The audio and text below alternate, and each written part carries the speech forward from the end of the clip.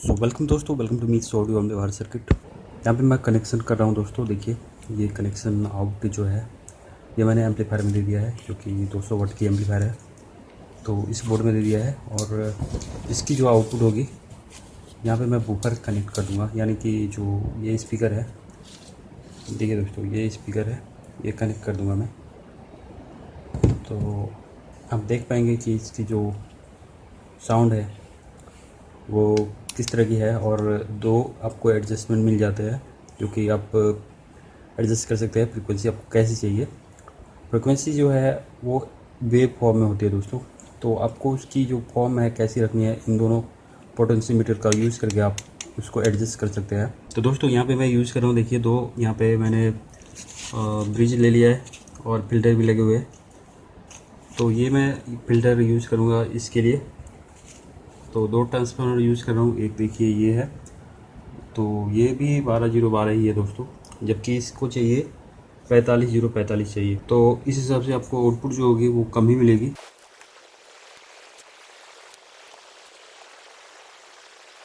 देखिए दोस्तों ये ग्राउंड जो है सारा ग्राउंड है, तो ग्राउंड कहीं भी दे सकते हैं दोस्तों, आप ग्राउंड कहीं भी दे सकते हैं। क्योंकि मैं दो अलग अलग ट्रांसफार्मर यूज़ कर रहा हूँ तो ग्राउंड भी कनेक्ट कर रहा हूँ, और एक ही यूज़ करता तो ग्राउंड का कोई कनेक्शन यहाँ पे नहीं देता। कनेक्शन पूरे हो चुके हैं दोस्तों इस सर्किट की। तो यहाँ पे आप साउंड टेस्टिंग करेंगे। तो दोस्तों साउंड टेस्टिंग के लिए आप हेडफोन पहन सकते हैं, हेडफोन का यूज़ कर सकते हैं। तो चलिए देखते हैं। देखिए चलिए शुरू करते हैं साउंड टेस्टिंग। ये देखिए दोस्तों, इसके ऊपर पोटेंशियोमीटर के ऊपर नॉब इसलिए नहीं लगा सकता क्योंकि ये बहुत ही क्लोज है, और नॉब भी जो छोटी वाली नॉब मेरे पास अवेलेबल नहीं है, एक ही साइज़ की नॉब है, तो मैं इसको नॉब नहीं लगा सकता इसके ऊपर। अपग्रेड करने की कोशिश करूँगा मैं दोस्तों कि बैकग्राउंड आपको अच्छा देखने को मिले। तो फ्यूचर में मैं अपग्रेड करूँगा, आपको प्रॉपर दिखाऊँगा सारा कुछ। तो अभी के लिए फ़िलहाल आप एडजस्ट कर लीजिए।